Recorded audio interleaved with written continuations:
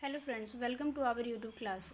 तो आज की क्लास में हम करने वाले हैं सोशल पर्सपेक्टिव्स। और जो एक स्टूडेंट है, एक रिसर्चर है, वो एक ऑर्गेनाइजेशन को लेके क्या अपनी धारणा रखता है, क्या अप्रोच या क्या थिंकिंग रखता है। तो ये हमारे लास्ट वीडियो में लेंथी होने की वजह से रह गया था, तो आज की क्लास में हम इसे कवर करने वाले हैं। तो सबसे पहले देख लेते, जो एक समाज है उसमें जो एक ऑर्गेनाइजेशन के प्रति क्या उसकी थिंकिंग रहती है या उसका क्या अप्रोच रहता है, जिसको हम कवर करने वाले हैं। तो अब जो समाज है उसमें किसी ऑर्गेनाइजेशन को लेके, जो उसका एक सोसाइटी है, उसमें एक पॉजिटिव थिंकिंग रहती है, पॉजिटिव धारणा रहती है। अब पॉजिटिव धारणा में क्या है कि जो भी एक उसकी जो थिंकिंग है वो काफ़ी अच्छी भावना रहती है, कि जो फर्म के प्रति काफ़ी अच्छी थिंकिंग रखता है। तो सबसे पहले कि इकोनॉमी को एडवांस करने में हेल्प करेगा, कि जो इकोनॉमिक रूप से, जो आर्थिक रूप से, जो कि देश का या कह लो समाज का जो आर्थिक एक स्थिति है उसको बिल्ड करने में या उसको डेवलपमेंट करने में हेल्प करेगा। रिसोर्सेज को क्या करेगा, बेटर तरीके से यूटिलाइज़ करेगा। पीपल्स को ज़्यादा से ज़्यादा एम्प्लॉयमेंट प्रदान करेगा, ज़्यादा से ज़्यादा उनको जॉब मिलेगा, जिससे क्या होगा, जो उनका इनकम है वो काफ़ी बढ़ेगा, साथ में ही वो देश के विकास में हेल्प करेगा। तो एक पॉजिटिव थिंकिंग है जो कि एक समाज है किसी भी फर्म के लिए या किसी कंपनी के प्रति अपना भावना रखता है। तो सेकंड पॉइंट है यूटिलाइजेशन ऑफ रिसोर्सेज। तो जो फर्म है उसके प्रति एक जो समाज है वो क्या फीलिंग रख सकता है कि ये जो फर्म है या फिर ये जो कंपनी है ये क्या करता है, रिसोर्सेज का अच्छे तरीके से यूटिलाइज़ करता है। अब ये जितने भी रिसोर्सेज है हमारे पास वो लिमिटेड है। अब लिमिटेड रिसोर्सेज को अच्छे तरीके से यूटिलाइज़ करना आना चाहिए किसी भी फर्म के एंटरप्रेन्योर्स के लिए या किसी भी एम्प्लॉय के लिए। तो ये काफ़ी इंपॉर्टेंट चीज़ हो जाता है, जो कि एक समाज में इस तरीके की फीलिंग या इस तरीके की थिंकिंग रहता है। क्योंकि इस तरीके का जो थिंकिंग रहता है वो हमारे बिजनेस को राइट डायरेक्शन में लेके जाने में हेल्प करता है। हमारे वैल्यूज़ को, जो भी हमारा गुडविल है कंपनी को लेके, उसको आगे की तरफ या कह सकते हैं उसकी एक स्ट्रॉन्ग पॉइंट बना के रखता है। नेक्स्ट है इसका C point, development of human skills. अब ह्यूमन स्किल्स को कैसे डेवलप करेगा, जैसे कि एक फर्म है जो उसका वर्क प्लेस पे उस पर डिफरेंट टाइप्स के लोग काम करते हैं, तो सभी का जो स्किल है वो अलग अलग तरीके से रहता है। सभी का किसी में कुछ अच्छी रहती है, कुछ स्ट्रेंथ रहता है, कुछ वीकनेस रहता है। तो जो एक समाज है वो क्या एक्सपेक्ट करता है कि ये जो फर्म है या फिर ये जो ऑर्गेनाइजेशन है ये क्या करेगा, ह्यूमन स्किल्स को डेवलप करने में हेल्प करेगा। जैसे कि जितने भी ये टेक्निकल रूप से या इंजीनियरिंग लाइन में जितने भी वर्क किए जाते हैं, तो उसमें जो एक वर्कर है या जो जॉब करना चाहता है वो क्या चाहता है कि हम यहाँ पे काम करें जिससे हमारा जो स्किल है वो काफ़ी डेवलप हो सके। तो इस तरीके की जो भी फीलिंग है वो एक एंटरप्रेन्योर्स रखता है किसी भी फर्म के लिए। तो क्या करेगा, वो हमारे एक सोसाइटी में हमारा जो एक फंक्शन चल रहा है उसको काफ़ी अच्छे तरीके से बिल्ड करने में हेल्प करेगा। तो ये थे इसकी कुछ पॉजिटिव थिंकिंग, जो कि एक फर्म में जो उसका समाज है उसके प्रति एक थिंकिंग रखता है। इसके साथ में कुछ नेगेटिविटी भी रखता है, या कह सकते हैं कुछ नेगेटिव थिंकिंग भी रखता है, नेगेटिव अप्रोच रखता है किसी फर्म को लेके। तो सबसे फर्स्ट पॉइंट है अनएथिकल बिजनेस। अब कई बार क्या हो जाता है कि कोई भी बिजनेस है वो इलीगल हो जाता है, या इलीगल ना भी हो तो भी लोगों के मन में एक धारणा बनी रहती है, एक थिंकिंग रहती है कि ये जो बिज़नेस है ये इलीगल है या गलत है ये। तो उस तरीके की जो थिंकिंग है वो क्या करता है, नेगेटिव पर्सपेक्टिव्स को बनाता है, जो कि फर्म के लिए काफ़ी गलत हो सकता है या काफ़ी खतरा, या कह सकते हैं उसके लिए एक हार्मफुल हो सकता है। तो वो क्या करेगा, जो ऑर्गेनाइजेशन है उसके लिए काफ़ी ये चुनौती भरा कर सकता है। हमारे एक समाज है उसमें काफ़ी हम जो हमारा जो गुडविल है उसको कम कर सकता है। तो ये एक नेगेटिव थिंकिंग है जो कि समाज में कई बार क्या होता है किसी बिजनेस के लिए फैल जाती है। उसके बाद है इनसेंसिटिव हो जाता है किसी भी बिज़नेस के लिए कंडक्ट करना। तो क्या हो जाता है, ये बिज़नेस के लिए काफ़ी हार्मफुल हो जाता है, हर्टफुल हो जाता है सोसाइटी के लिए। क्या उसमें उससे क्या एक हानि हो सकता है कि उसके फंक्शन को आगे ले जाने में, या जो हमारा जो समाज है उसके कल्चर और आइडियाज़ को एक गलत वे में लेके जाता है। तो एक थिंकिंग है जो कि एक समाज में फैल सकती है किसी बिजनेस को लेके। तो ये इसके नेगेटिव पॉइंट थे, ये इसके पॉजिटिव थिंकिंग थे। अभी ज़रूरी नहीं है कि यहाँ पे 2 पॉइंट है तो 2 ही, आप चीज़ों को समझ के इसको और ज़्यादा ब्रीफली भी बता सकते हो। अगर इस तरह के क्वेश्चन आपके एग्ज़ाम में आते हैं तो आपके अंदर ये एक एबिलिटी होनी चाहिए कि आप इस तरीके के पॉइंट्स बता सकें चीज़ों को समझ के। अब जैसे कई ये सोचेंगे कि मैम लाइन टू लाइन आप पढ़ के नहीं बताते हो, तो वो मैं ऐसा इसलिए नहीं बताती क्योंकि मैं आपको इंग्लिश पढ़ना थोड़ी ना सिखा रही हूँ। आपको मैं ये बता रही हूँ कि जो भी हमारा जो मेन पॉइंट है वो किससे रिलेटेड है, ये जो हमारा पॉइंट्स है ये क्या कहना चाह रहा है। ओके, तो आप मेरी बातों को समझ रहे होंगे कि मैं क्या कहना चाहती हूँ।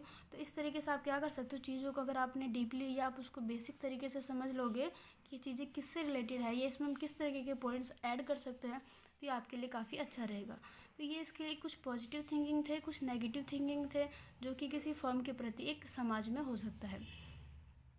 नेक्स्ट इसका पॉइंट है कि एक जो स्टूडेंट है या कह सकते हैं जितने भी रिसर्चर होते हैं जो किसी बिजनेस को लेकर रिसर्च करते हैं, उसकी क्या पर्सपेक्टिव रहता है किसी भी बिजनेस को लेके, इसको हम कॉन्सेप्ट को क्लियर करने वाले हैं। अब जितने भी स्टूडेंट है या रिसर्चर है जो किसी बिजनेस को लेके रिसर्च करते हैं, तो क्या करते हैं, ऑर्गेनाइजेशन के अंदर जितने भी इस तरह के फैक्ट रहते हैं, बिहेवियर रहते हैं, इन सभी को पहले तो अज्यूम करते हैं, पहले तो इनके बारे में पढ़ते हैं, इनके बारे में स्टडी करते हैं, फिर उन चीज़ों को रिवील करते हैं। रिवील करने का मतलब उनको फिर सभी के लोग बीच में शेयर करते हैं। तो एक ऑर्गेनाइजेशन के लिए काफ़ी ये अच्छा चीज़ या बोल सकते हैं काफ़ी रिस्की भी हो सकता है कि एक जो जितने भी रिसर्चर है उसके मन में उसके फर्म को लेके काफ़ी अच्छी चीज़ें रहे, पॉजिटिविटी रहे, ताकि क्या करेगा वो उसके सोशल रूप से या हर तरीके से उसके लिए बेनिफिट हो सकता है। तो इसका जो कॉन्सेप्ट है वो क्या कहता है कि जितने भी रिसर्चर है जब किसी बिजनेस के बारे में रिसर्च करते हैं, उसके फील्ड के बारे में देखते हैं, या साथ में ये देखते हैं कि यहाँ के एम्प्लॉय है उस तरीके का किस तरीके का काम करते हैं, उनका जो काम करने का तरीका है या उनका जो प्लानिंग है, आइडियाज़ है अडॉप्ट करने का, तो वो किस तरीके से इन्फ्लेक्ट करते हैं चीज़ों को, किस तरीके से प्रेजेंट करते हैं चीज़ों को। तो ये सारा एक रिसर्चर क्या है बिजनेस के बारे में अज्यूम करता है। तो इसकी कुछ पॉजिटिव थिंकिंग है या कह लो कि इसकी नेगेटिविटी पॉजिटिविटी दोनों का कॉम्बिनेशन है। तो सबसे फर्स्ट पॉइंट है इसका organisation in context with finance, कि वो जो फाइनेंशियली रूप से जो ऑर्गेनाइजेशन है उसका किस तरीके से कॉन्टेक्स्ट है, किस तरीके से उसकी जो बोल सकते हैं कि किस तरीके से उसका स्वरूप है या किस तरीके से उसकी फीलिंग है, या कह सकते हैं किस तरीके का उसका रवैया है। तो जितने भी जो फर्म है या ऑर्गेनाइजेशन में उसमें क्या होता है कई बार जो उनका फाइनेंशियली जो उसका ऑर्गेनाइजेशन है वो गो हैंड इन हैंड होता है। गो हैंड इन हैंड का मतलब है कि जो उनका बिजनेस है, उनका जो फाइनेंशियली रूप से जो डिसीजन होता है वो लोगों से बार बार अलग अलग हाथों में जा रहा है। अब कोई भी जो फर्म है उसका जब फाइनेंशियली रूप से हैंड टू हैंड जाता है या बार बार उसका जो मालिक है या जो उसका टॉप लेवल का मैनेजर है अगर वो चेंज हो जाता है, तो क्या उससे बेनिफिट होता है, क्या उससे उसको लॉस होता है। तो अब बेनिफिट कैसे हो सकता है, अगर उसके पास जो टॉप लेवल का जो मैनेजर है काफ़ी अच्छा है, काफ़ी उसके पास स्किल्स है, तो क्या करेगा बिजनेस को प्रॉफिट की ओर लेके जाएगा। लेकिन अगर यही चीज़ उसके अपोजिट हो जाता है तो क्या है एक फर्म के लिए काफ़ी खतरा हो सकता है या लॉस हो सकता है। तो इस तरीके के जब स्टडी किया जाता है एक रिसर्चर के द्वारा, तो इस बात का वो पता लगाता है कि जो फर्म है उसमें किस तरीके की फाइनेंशियल स्थिति है उसकी। साथ में ये जो चीज़ है उसके सोसाइटी में डेवलपमेंट में हेल्प कर सकता है, किस तरीके से उसका जो आउटपुट है वो फाइनेंशियल तरीके से किस तरीके से बेहतर रूप से प्रेजेंट होता है। सेकंड पॉइंट है organisation in contact with psychological. अब साइकोलॉजिकल रूप से या कह सकते हैं कि किस तरीके से मनोवैज्ञानिक रूप से जो जितने भी वहाँ पे ह्यूमन है या एम्प्लॉय है वो ऑर्गेनाइजेशन में किस तरीके का उनका जो स्वरूप है या नज़रिया है वो किस तरीके का है। अब जितने भी ऑर्गेनाइजेशन होते हैं उसमें जितने भी उनके काम करने वाले लोग होते हैं उनका जो फील्ड है उनका जो लाइफ है वो डिफरेंट टाइप्स का होता है।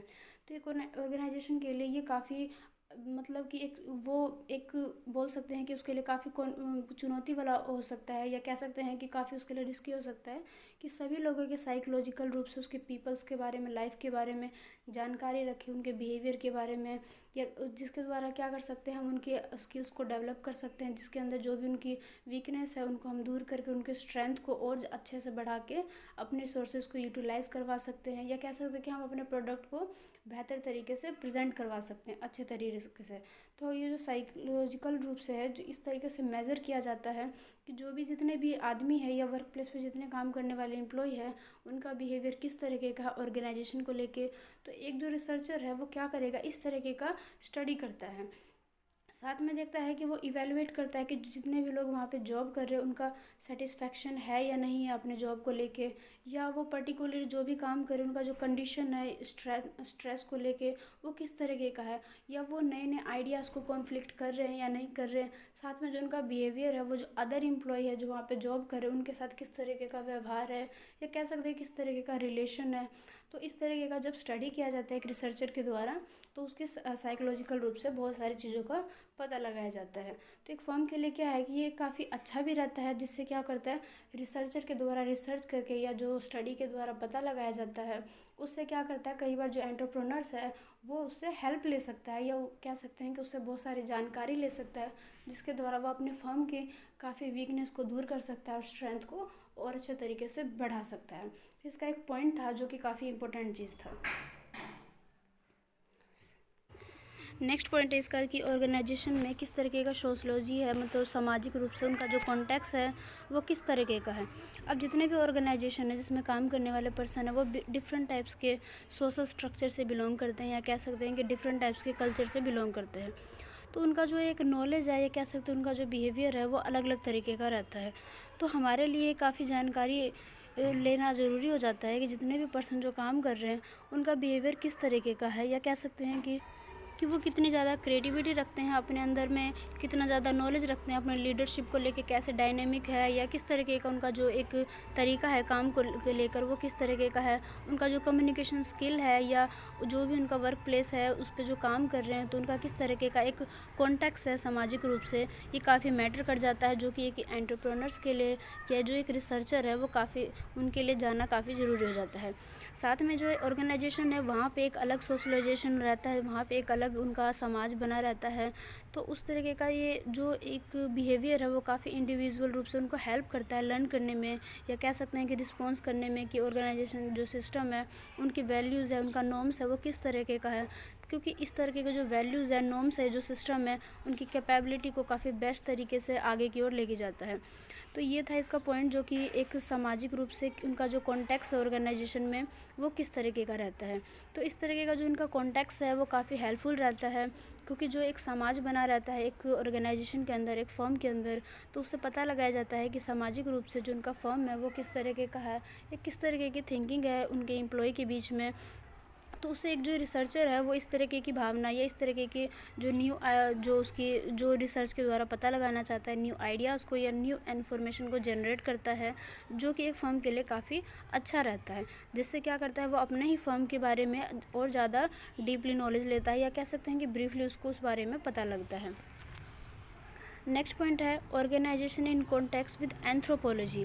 अब इसका मतलब क्या है, इसका मतलब है कि जितने भी हमारे ऑर्गेनाइजेशन में काम कर रहे हैं उनका एक जो कल्चर है वो काफ़ी अलग अलग तरीका का है, साथ में उनका बिहेवियर भी अलग अलग तरीका है।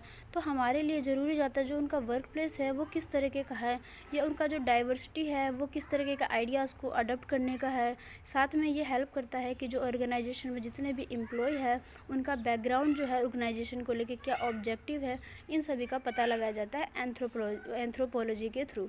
तो ये एक रिसर्चर के लिए काफ़ी इंपॉर्टेंट पॉइंट है। नेक्स्ट पॉइंट है organisation in context with political science.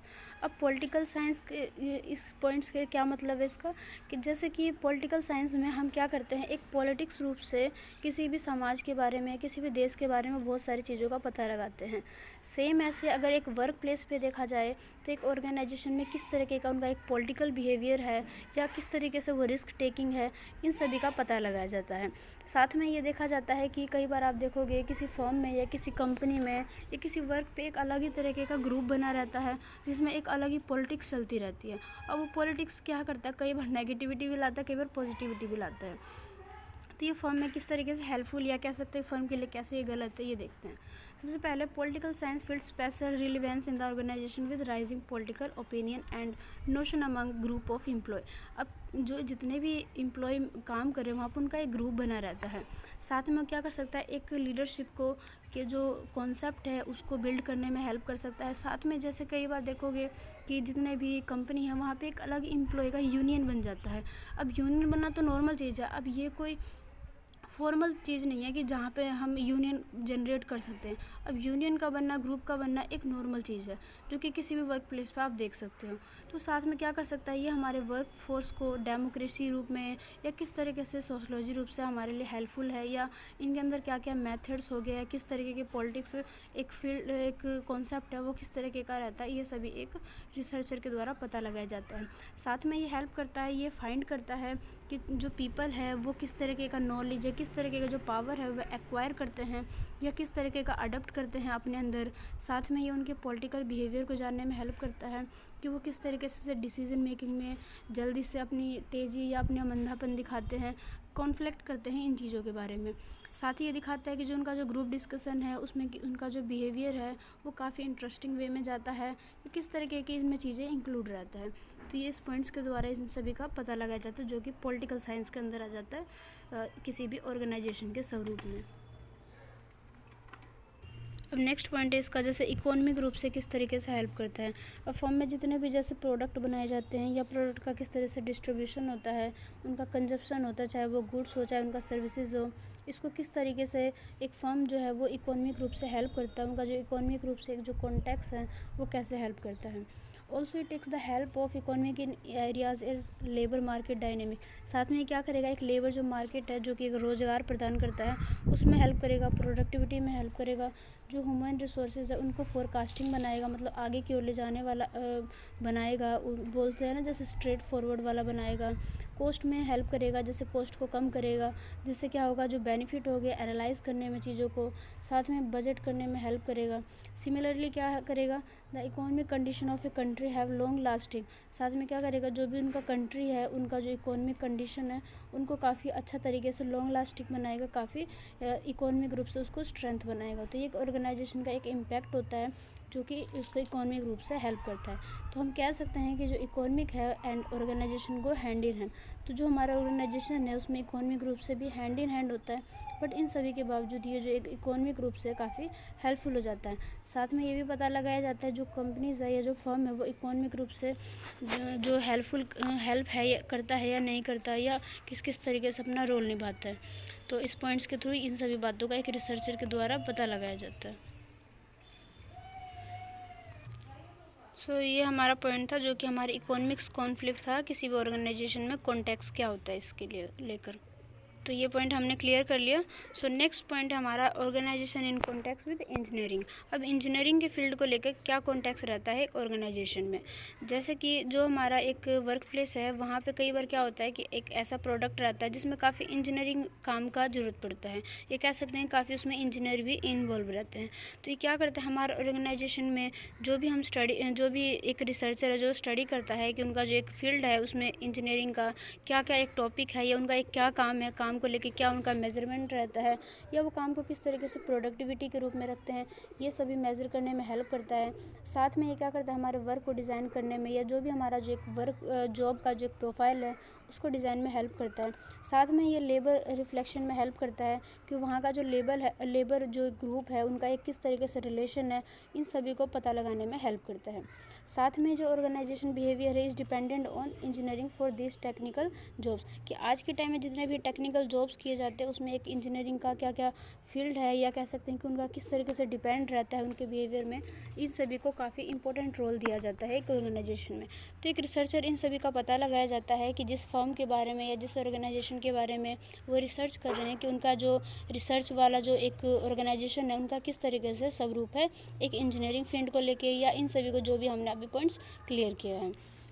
इसका लास्ट पॉइंट है कि organisation in context with medicine. अब इस लाइन का मतलब है कि जैसे कि आप कई बार देखोगे जितने भी फर्म है वो क्या करती है अपने एम्प्लॉयज़ को एक मेडिकल की सुविधा देती है, जिसमें उसकी अगर कुछ भी हेल्थ से रिलेटेड कोई भी प्रॉब्लम होती है तो वो फ्री में इलाज करवा सकते हैं। ये हमारी डेली लाइफ का एक एग्जाम्पल है जो कि ऑलमोस्ट आजकल सभी फर्म प्रोवाइड करती है। तो एक जो रिसर्चर है वो देखता है कि जो फर्म है या जो ऑर्गेनाइजेशन है वो इस तरीके की फैसिलिटीज़ प्रदान कर रही है या नहीं कर रही है, या ऐसा तो नहीं है कि वो क्या कर रही है इस तरीके की फैसिलिटीज़ प्रोवाइड नहीं कर रही है, या लेकिन समाज में या एक बोलते हैं कि एक सोशल रूप से वो इस तरीके का दिखावा करता है कि वो मेडिकल सुविधा दे रहा है बट वो एक्चुअल में नहीं दे रहा है। तो एक रिसर्चर क्या है इस तरीके का पता लगाया जाता है, क्योंकि जो मेडिकल फैसिलिटीज़ है वो आज के टाइम में काफ़ी इंपॉर्टेंट रोल है, या कह सकते हैं काफ़ी इंपॉर्टेंट चीज़ है, क्योंकि जो भी हमारा जो पर्सनल लाइफ है या हमारा जो प्रोफेशनल लाइफ है उसमें काफ़ी कई तरीके का स्ट्रेस हो जाता है। अब इन स्ट्रेस सब के लिए ज़रूरी है कि एक मेडिकल फैसिलिटी है, जिससे क्या होगा जो एक एंटरप्रेन्योर्स है या जो भी एक वर्कर है उनके बीच में एक अच्छा रिलेशन बना रहता है, जो भी उनका एक वर्क प्लेस है उससे एक अलग कनेक्टिविटी बनी रहती है। तो इस तरीके का काफ़ी एक अच्छा हेल्पफुल है एक पॉइंट अगर हम अपने एम्प्लॉयज़ को मेडिकल की सुविधा देते हैं। साथ में ये क्या करेगा कि it is relevant to study human health in context to the employ of the organisation. ये हेल्प करेगा जो भी ऑर्गेनाइजेशन है जो एम्प्लॉयज़ है वहाँ पे काम कर रहे हैं उनका जो एक हेल्थ है वो किस तरीके का है। तो ये सारा एक कॉन्टेक्स्ट होता है कि एक जो एक फर्म है उसमें किस तरीके का स्वरूप है या किस तरीके का नज़रिया है। तो ये जो एक रिसर्चर है कह सकते कोई भी स्टूडेंट है जो एक फर्म के बारे में पता लगा रहा है या रिसर्च कर रहा है तो इन सभी पॉइंट्स को हाईलाइट करता है और इस सभी पॉइंट को देख के अज्यूम करके इन सभी के बारे में इन्फॉर्मेशन लेके वो क्या करते हैं इन सभी को रिवील करता है कि इन सभी को विस्तारित करता है समाज में। तो ये सारे पॉइंट्स थे पर्सपेक्टिव्स, एक ह्यूमन को लेके, एक एम्प्लॉय को लेके, एक कस्टमर को लेके, एक फर्म के प्रति क्या क्या इनके जो पर्सपेक्टिव्स बोल सकते हैं, या बोल सकते हैं क्या अप्रोच रहता है, क्या थिंकिंग रहती है। और वो थिंकिंग उनकी पॉजिटिव हो सकती है, नेगेटिव हो सकती है। तो इस तरीके के एक ऑर्गेनाइजेशन में एक पर्सपेक्टिव्स बनी रहती है।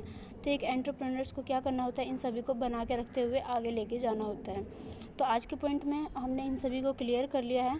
आई होप आपको क्लियर हो गया होगा मेरे पॉइंट से। हमने बिल्कुल फॉरवर्ड वे में बिल्कुल पॉइंट टू पॉइंट बात किया है। तो आई थिंक आपको क्लियर हो गया होगा। अगर फिर भी आपको कोई भी चीज़ क्लियर ना हुई है, या कोई भी किसी भी तरह की प्रॉब्लम हो, तो आप मुझे कमेंट करके बता सकते हैं।